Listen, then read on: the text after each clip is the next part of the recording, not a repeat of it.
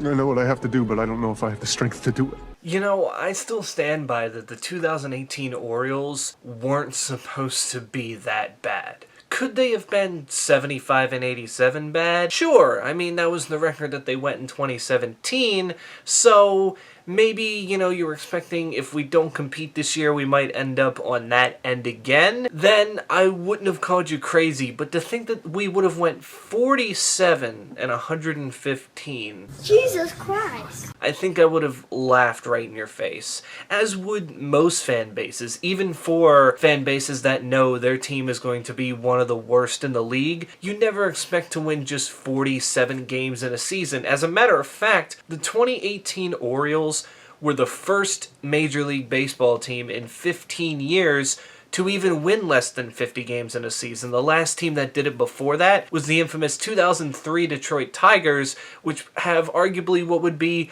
the second worst probably record in MLB history, going 43 and 119, finishing with just one less loss than the infamous 1962 Mets, who went 40 and 120. Now, the question is, what went wrong for the Orioles in 2018? Why were they this bad? Because when you look at who was in their opening day lineup, you would have never have thought that this would be a team that had expectations so low that they would win 47 games in 2018. I mean, the opening day catcher was Caleb Joseph. Not ideal, but was your, probably your best option at that point, considering, Matt Wieters had been gone. You just lost Wellington Castillo in free agency. Chris Davis was at first base, and this was kind of before he really just fully tailed off. Even though he only hit 215 in 2017, he still hit 26 homers, so he was still mashing home runs. Then you got Jonathan Scope, who was an all-star in 2017 at second base. And, of course,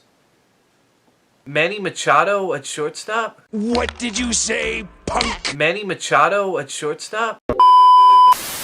Okay, I know it's not that weird because Manny Machado was drafted by the Orioles as a shortstop in 2009, but you gotta think throughout his whole major league career, which at that point was 6-7 years old, he had been playing third base, mainly because when he got called up in 2012, J.J. Hardy was already manning down short, playing a Gold Glove caliber defense, and was still in his prime when Machado was up, so we had to move Machado over to the hot corner. But J.J. Hardy was gone. He retired at the end of the season, meaning that Manny Machado in a contract year wanted to up his value and play shortstop, which means the shortstop from the end of 2017, Tim Beckham, would take over the hot corner, and he was red hot for the Orioles when they traded for him later in the 2017 season. The outfield did look a little bit weird and different. Obviously, Adam Jones in center field was like the given. You did have Trey Mancini in left, which early on, the only reason he played the outfield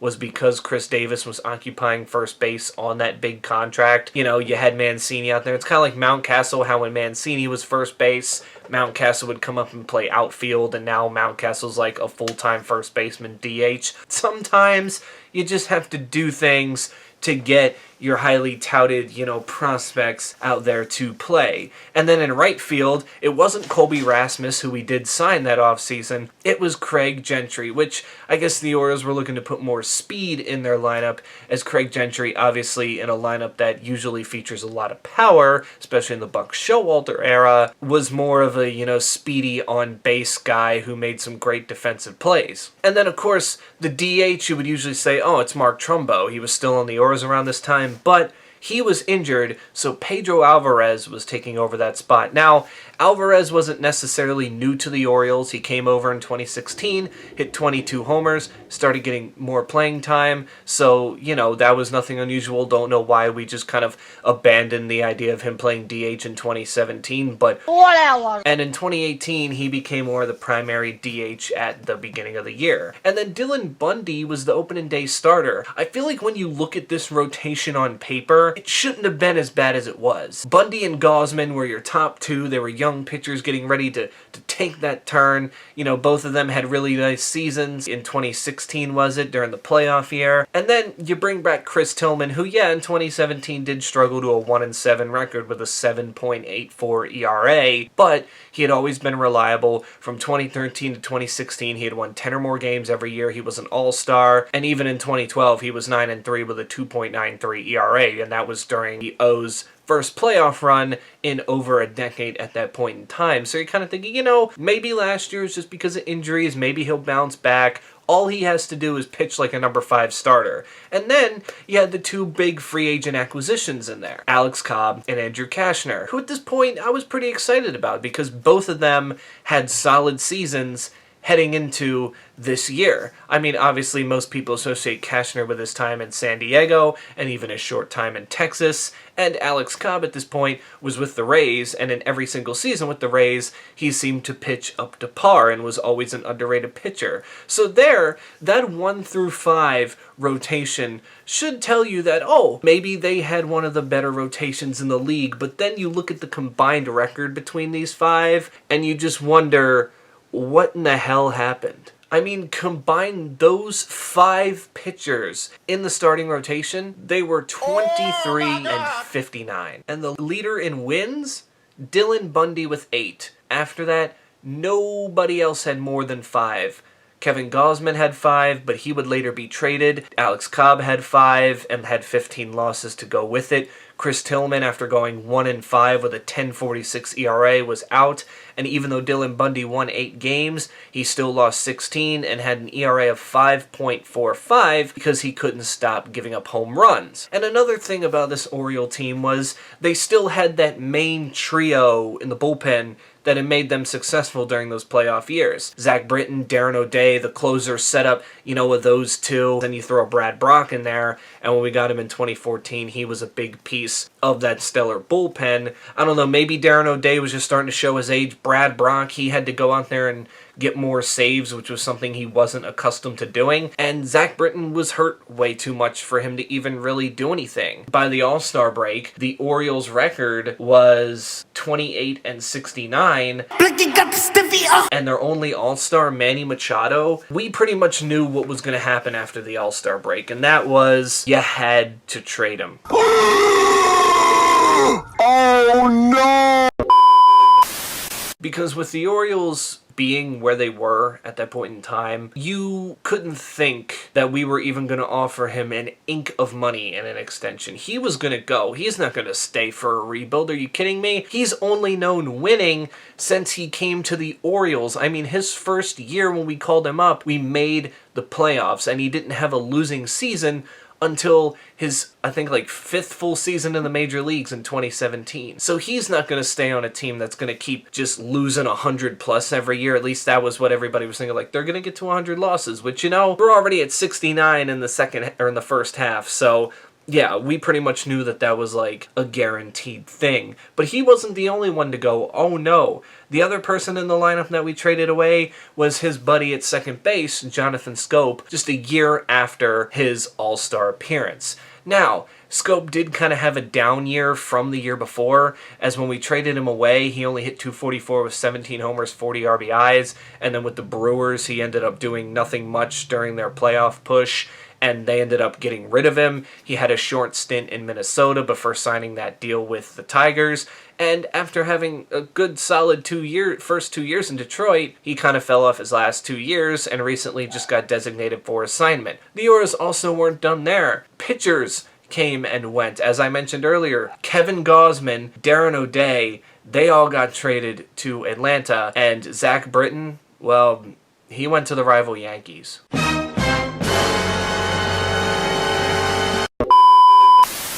Yeah, I know. The Orioles making a trade with the Yankees. Looking back at it now, what exactly did Zach Britton do for the Yankees? Nothing of spectacular. Other players that were on this Oriole team that you probably forgot about, Trumbo did come back, and he did play very well in his limited time. .261, 17 homers, 44 RBIs. Danny Valencia, who was someone we were familiar with, he was on the team in 2013. Hit .263 with 9 homers, 28 RBIs. A young Cedric Mullins made his first major league appearances this year. He was 235, 4 homers, 11 RBIs. RBI machine Chase Peterson only hit 195 but had 28 RBIs in like 60 games. It seemed like every time there was a runner in scoring position, he would make a big hit. And he's made an act for being a fill-in on some terrible teams. He's currently on the Oakland Athletics right now, and basically doing the same thing there like he was with the Orioles in 2018. Plus, he was on a couple of bad Braves teams too before they got really good. Yep, that's me. You're probably wondering how I ended up in this situation. Then we did get Jonathan VR in the Jonathan Scope trade. I remember it was a joke, one Jonathan for another. VR would actually be the most valuable Oriole in 2019, where he would clobber a career-high 24 homers and steal 40 bases. So all in all, that trade wasn't too bad. It's just Jonathan VR didn't last long enough for you to say that the Orioles even won that trade to begin with.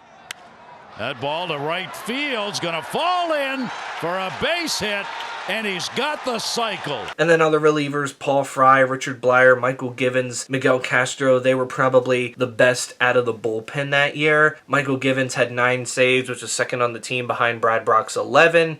But for the most part, he did blow a lot of saves too, going 0-7, so that doesn't really help your cause there either. I mean, heck, the Orioles got so desperate for the MLB to just pay attention to them that year that on September 18th, with a record of 43-107, which was already tied for the most losses in franchise history, the Orioles decided to wear jerseys that had Braille lettering on them. You can't see me. Why? Well, it was a blind awareness thing, so, you know, it is what it is. I don't necessarily fault them too much for it, but let's be honest, those motherfuckers were very ugly. I'm ugly and I'm proud! I am ugly and I'm proud! I'm ugly and I'm proud! Is that what he calls it? And since then, we haven't worn them again. No MLB team has tried to wear something like that. All in all, I really felt like even though the Orioles were doing it for a good cause, it was just for attention. Look at me! And not to mention the Orioles lost that game too, setting the record for most losses in a season in franchise history. Go crazy! Go stupid!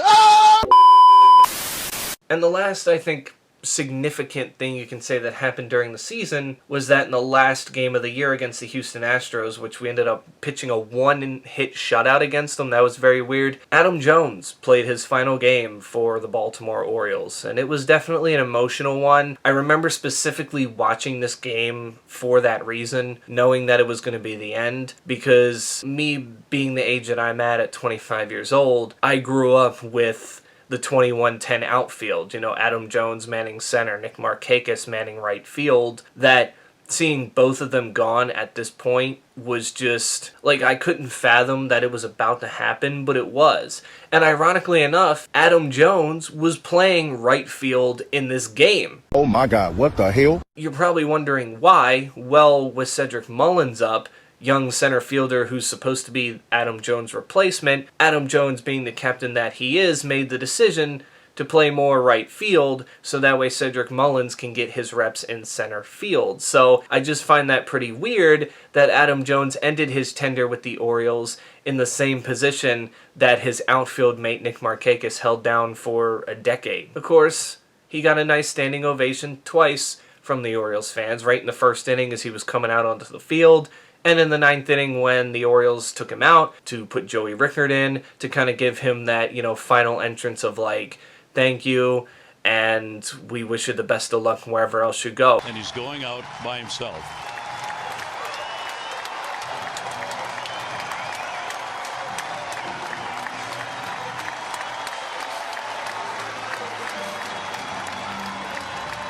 One final time for the fans to recognize Adam Jones as Buck Showalter sends him out, and Adam will come off the field.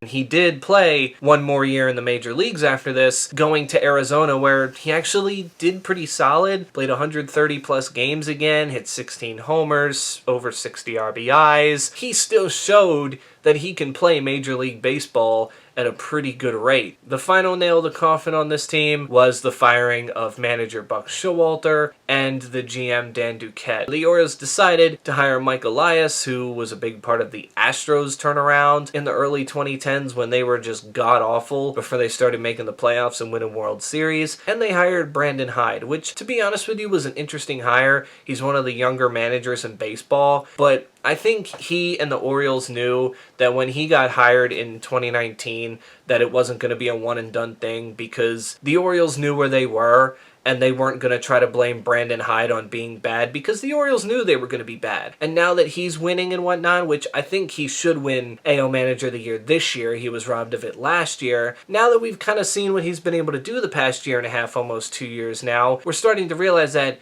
yeah, I'm glad we kept Brandon Hyde around.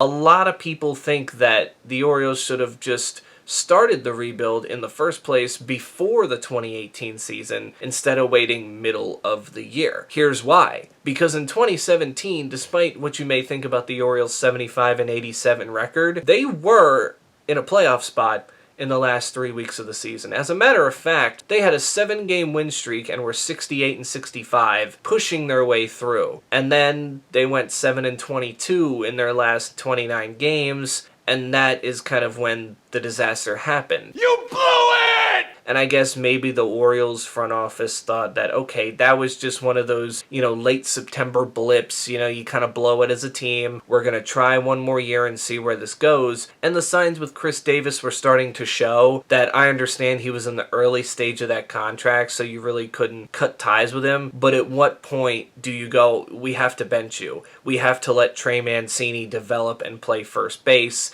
And at this point, you just got to mentor him. You're still going to come in, you're still going to get your at-bats, but you are not the everyday first baseman anymore. It just, why the Orioles never did that amazes me. But here's the thing about it. Would the Orioles have been as bad in 2018 if they would have started trading players and rebuilding before the season? Like, think about it. Take a second. This team was really bad with a lot of talented players on it. Players that they had made the playoffs with, and players that had led the major leagues in home runs.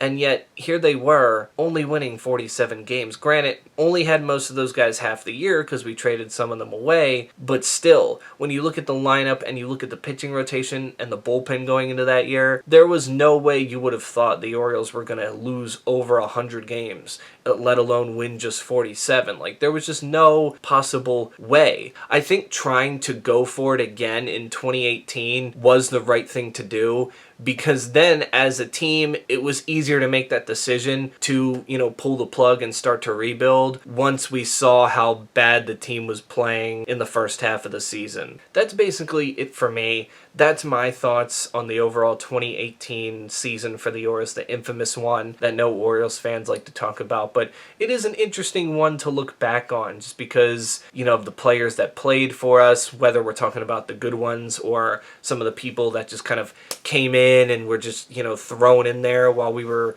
trying to see what would stick at that point in time, and the expectations that were on this team before the season started. World Series or bust, and then by the All-Star break it was like, well, there's no World Series, so I guess it's a bust. It just kind of changed Oriole history, because you have to think about it at that point.